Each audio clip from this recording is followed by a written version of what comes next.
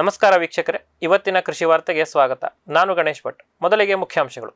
ತೊಗರಿ ಬೆಳೆಗಾರರಿಗೆ ತೊಂದರೆ ಕೊಡುತ್ತಿರುವ ಒಣಹವೆ, ಸಾರ್ವಜನಿಕರ ಕೈ ಸೇರಿದ ಕೃಷಿ ಮಾರುಕಟ್ಟೆ ಅಭಿವೃದ್ಧಿ ಸಮಿತಿ ತಯಾರಿಸಿದ ಕರಡು ಪ್ರತಿ, ಮುಂದಿನ ಕೆಲ ತಿಂಗಳು ಸಹ ಕೃಷಿ ಉತ್ತಮ ಸ್ಥಿತಿಯಲ್ಲಿರುತ್ತದೆ ಎಂದ ವರದಿಗಳು, ಏಷಿಯನ್ ಡೆವಲಪ್ಮೆಂಟ್ ಬ್ಯಾಂಕ್ನಲ್ಲಿ $98 ಮಿಲಿಯನ್ ಸಾಲ ಮಾಡಿದ ಭಾರತ, ಕಡಿಮೆಯಾದ ಎಣ್ಣೆಗಾಣಕ್ಕೆ ಬರುವ ಸೋಯಾಬೀನ್ನ ಪ್ರಮಾಣ, 45,000 ಕೋಟಿ ರೂಪಾಯಿ ಮೌಲ್ಯದ ಭತ್ತ ಅಕ್ರಮವಾಗಿ ಕಾಕಿನಾಡದಿಂದ ರಫ್ತಾಗಿದೆ ಎಂದ ಸಚಿವರು. ಇದೀಗ ವಾರ್ತೆಗಳ ವಿವರ.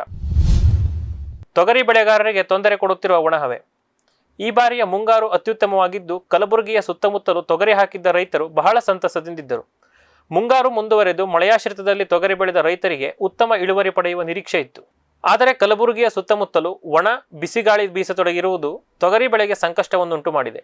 ಒಣಹವೆ, ಹೆಚ್ಚಿನ ತಾಪಮಾನ ತೊಗರಿಯ ಹೂ ಬಿಡುವ ಮತ್ತು ಕಾಯಿ ಕಚ್ಚುವ ಹಂತದಲ್ಲಿ ಬಂದಿದ್ದರಿಂದ ಹೂಗಳು ಉದುರಿ ಗಿಡ ಒಣಗಿ ತೊಗರಿ ಬೆಳೆಗಾರರಿಗೆ ನಷ್ಟ ಉಂಟು ಮಾಡುತ್ತಿದೆ. ತೊಗರಿಯ ಬಟ್ಟಲು ಕಲಬುರಗಿಯ ಜಿಲ್ಲೆಯಲ್ಲಿ ಈ ವರ್ಷ ಸುಮಾರು 5 ಲಕ್ಷ ಎಕರೆ ಜಾಗದಲ್ಲಿ ತೊಗರಿಯನ್ನು ಮಳೆಯಾಶ್ರಿತದಲ್ಲಿ ಬೆಳೆಯಲಾಗುತ್ತಿದೆ.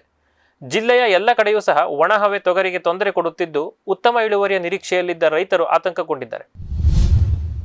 ಸಾರ್ವಜನಿಕರ ಕೈ ಸೇರಿದ ಕೃಷಿ ಮಾರುಕಟ್ಟೆ ಅಭಿವೃದ್ಧಿ ಸಮಿತಿ ತಯಾರಿಸಿದ ಕರಡು ಪ್ರತಿ.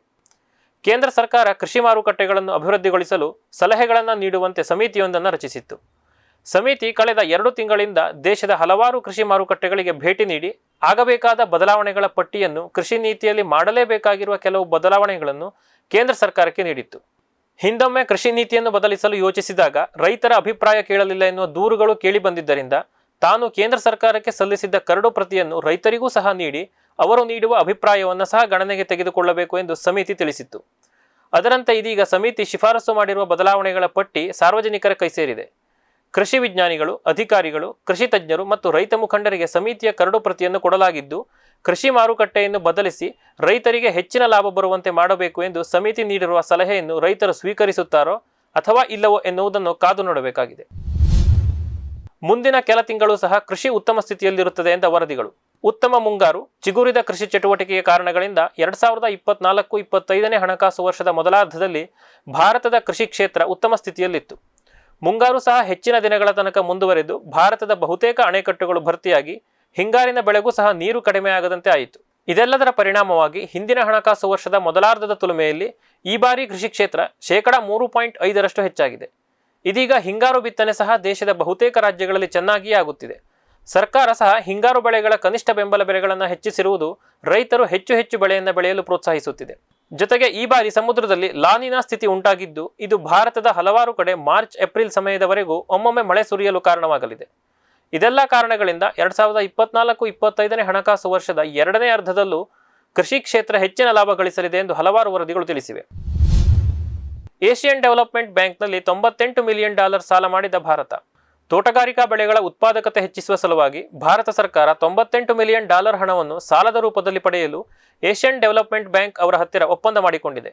ಈ ಹಣವನ್ನು ಉಪಯೋಗಿಸಿಕೊಂಡು ದೇಶದಲ್ಲಿ ರೋಗರಹಿತ ಸಸ್ಯಾಭಿವೃದ್ಧಿ ಕೇಂದ್ರಗಳನ್ನು ಸ್ಥಾಪಿಸುವುದು, ತೋಟಗಾರಿಕಾ ಬೆಳೆಗಳ ಇಳುವರಿ ಹೆಚ್ಚಿಸುವುದು, ಕಸಿ ಸಸಿಗಳ ಗುಣಮಟ್ಟವನ್ನು ಅಭಿವೃದ್ಧಿಗೊಳಿಸುವುದು, ಹವಾಮಾನ ವೈಪರೀತ್ಯವನ್ನು ತಡೆದುಕೊಳ್ಳುವ ಶಕ್ತಿ ಇರುವ ನೂತನ ತಳಿಗಳನ್ನು ತಯಾರು ಮಾಡುವಂತಹ ಹಲವಾರು ಕಾರ್ಯಕ್ರಮಗಳನ್ನು ಮಾಡಲು ಕೇಂದ್ರ ಸರ್ಕಾರ ನಿರ್ಧರಿಸಿದೆ.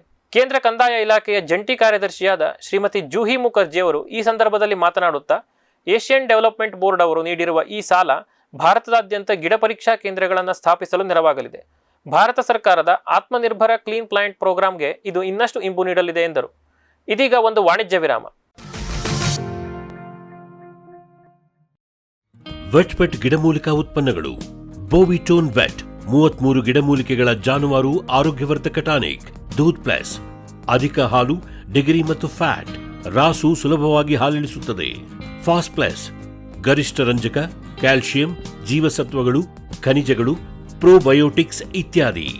ಹಸು, ಎತ್ತು, ಎಮ್ಮೆ, ಕೋಣ, ಹಂದಿ, ಕುರಿ, ಆಡು, ಕೋಳಿಗಳಿಗೆ ವೆಟ್ ಪೆಟ್ ಫಾರ್ಮುಲೇಷನ್ಸ್ ಉತ್ಪಾದನೆ, ಶ್ರಮಜೀವಿಯಿಂದ ಸರಬರಾಜು.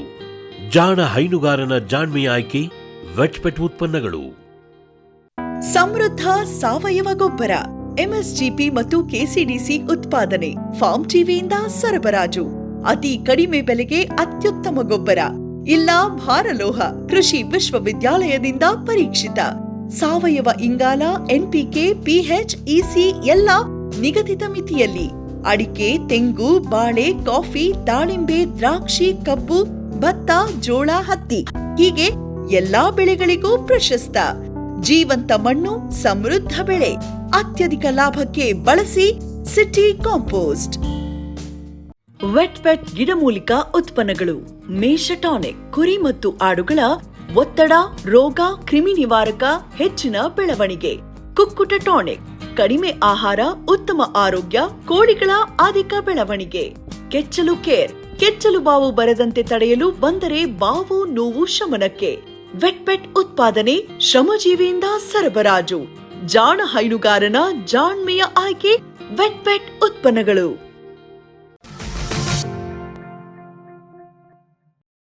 ವಿರಾಮದ ನಂತರ ಕಾರ್ಯಕ್ರಮಕ್ಕೆ ಮತ್ತೊಮ್ಮೆ ಸ್ವಾಗತ.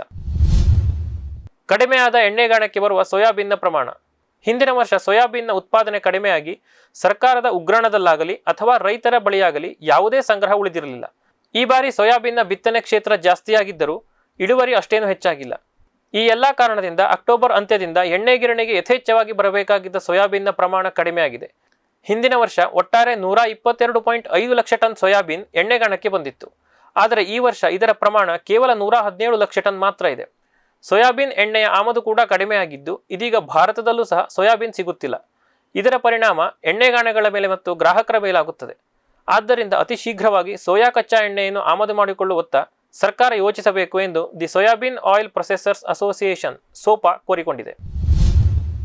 ಯುರೋಪ್ಗೆ ತನ್ನ ಉತ್ಪನ್ನಗಳನ್ನು ರಫ್ತು ಮಾಡಲು ಪರವಾನಗಿ ಪಡೆದುಕೊಂಡ ಲೂಪ್ ವರ್ಮ್ ಕಂಪನಿ ಇದೇ ಡಿಸೆಂಬರ್ 31ರಿಂದ ಯುರೋಪಿನಾದ್ಯಂತ ಜಾರಿಯಾಗುವ ಹೊಸ ಅರಣ್ಯನಾಶ ತಡೆ ಕಾಯ್ದೆಯ ಪ್ರಕಾರ ಯುರೋಪ್ಗೆ ಯಾವುದಾದರೂ ಕೃಷಿ ಉತ್ಪನ್ನಗಳನ್ನು ರಫ್ತು ಮಾಡಬೇಕಾದರೆ ಅವನ್ನು ತಯಾರಿಸುವಾಗ ಅರಣ್ಯನಾಶ ಮಾಡಿಲ್ಲ ಎಂದು ಪ್ರಮಾಣ ಪತ್ರವನ್ನು ಪಡೆಯಬೇಕು.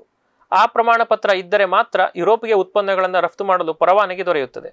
ರೇಷ್ಮೆ ಮರಿಹುಳುವಿನಿಂದ ಪ್ರೋಟೀನ್ ಯುಕ್ತ ಪಶು ಆಹಾರ ತಯಾರಿಸುವ ಬೆಂಗಳೂರು ಮೂಲದ ಕಂಪನಿ ಲೂಪ್ ವರ್ಮ್ ಇದೀಗ directorate general of foreign trade, animal quarantine and certification services ಮತ್ತು chemicals and allied products export promotion council ಅವರ ಸಹಾಯದಿಂದ EU ಟ್ರೇಸರ್ ಸರ್ಟಿಫಿಕೇಟ್ ಅನ್ನು ಪಡೆದಿದ್ದು 2025ರಿಂದ ತನ್ನ ಪಶು ಆಹಾರ ಉತ್ಪನ್ನವನ್ನು ಯಾವುದೇ ತೊಡಕಿಲ್ಲದಂತೆ ಯುರೋಪ್ ದೇಶಗಳಿಗೆ ರಫ್ತು ಮಾಡಲಿದೆ. 45,000 ಕೋಟಿ ರೂಪಾಯಿ ಮೌಲ್ಯದ ಭತ್ತ ಅಕ್ರಮವಾಗಿ ಕಾಕಿನಾಡದಿಂದ ರಫ್ತಾಗಿದೆ ಎಂದ ಸಚಿವರು. ಕಾಕಿನಾಡ ಬಂದರಿನಿಂದ ಆಫ್ರಿಕಾಗೆ ಅಕ್ರಮವಾಗಿ ಭತ್ತವನ್ನು ರಫ್ತು ಮಾಡಲಾಗುತ್ತಿದೆ ಎನ್ನುವ ದೂರಿನ ಮೇಲೆ ಆಂಧ್ರಪ್ರದೇಶ ರಾಜ್ಯದ ಉಪಮುಖ್ಯಮಂತ್ರಿ ಶ್ರೀ ಪವನ್ ಕಲ್ಯಾಣ್ ಅವರು ಹಿಂದಿನ ವಾರ ಬಂದರು ಪೊಲೀಸ್ ಮತ್ತು ಕಸ್ಟಮ್ಸ್ ಅಧಿಕಾರಿಗಳ ತಂಡದೊಂದಿಗೆ ಕಾಕಿನಾಡ ಬಂದರಿಗೆ ಭೇಟಿ ನೀಡಿ ತಪಾಸಣೆ ನಡೆಸಿದ್ದರು. ಆ ಸಂದರ್ಭದಲ್ಲಿ ನಿಜವಾಗಿಯೂ ಅಕ್ರಮವಾಗಿ ಭತ್ತ ರಫ್ತಾಗುತ್ತಿರುವುದು ಸಾಬೀತಾದ ಹಿನ್ನೆಲೆಯಲ್ಲಿ ಸ್ಟೆಲ್ಲಾ ಎಲ್ ಪನಾಮಾ ಹಡಗನ್ನು, ಹಡಗಿನ ಸಿಬ್ಬಂದಿಯನ್ನು ಮತ್ತು ಅದರಲ್ಲಿ ಅಕ್ರಮವಾಗಿ సాగిಸಲಾಗುತ್ತಿದ್ದ భత్తವನ್ನು వశಕ್ಕೆ పడేయలాగిತ್ತು. ఆఫీసులో కూడా వస్తానంటే లేదు సార్ 10,000 మంది జీవితాలు పోతాయి సార్. ఏంటి 10,000 మంది జీవితాలు పోయాయి? కోర్టు ఉన్నదేంటి మీరు కూర్చోబెట్టి స్మగ్లింగ్ చేయడానిక? Seize the ship. If any pressure comes from central government will see. ಹಡಗಿನ ಸಿಬ್ಬಂದಿಯನ್ನು ವಿಚಾರಣೆಗೊಳಪಡಿಸಿದ ನಂತರ ಕಳೆದ 5 ವರ್ಷಗಳಲ್ಲಿ ಕಾಕಿನಾಡ ಬಂದರಿನಿಂದ ಮಾತ್ರವೇ ಸುಮಾರು 45,000 ಕೋಟಿ ಮೌಲ್ಯದ ಭತ್ತ ಅಕ್ರಮವಾಗಿ ಆಫ್ರಿಕಾದ ವಿವಿಧ ದೇಶಗಳಿಗೆ ಸರಬರಾಜಾಗಿರುವುದು ತಿಳಿದುಬಂದಿದೆ.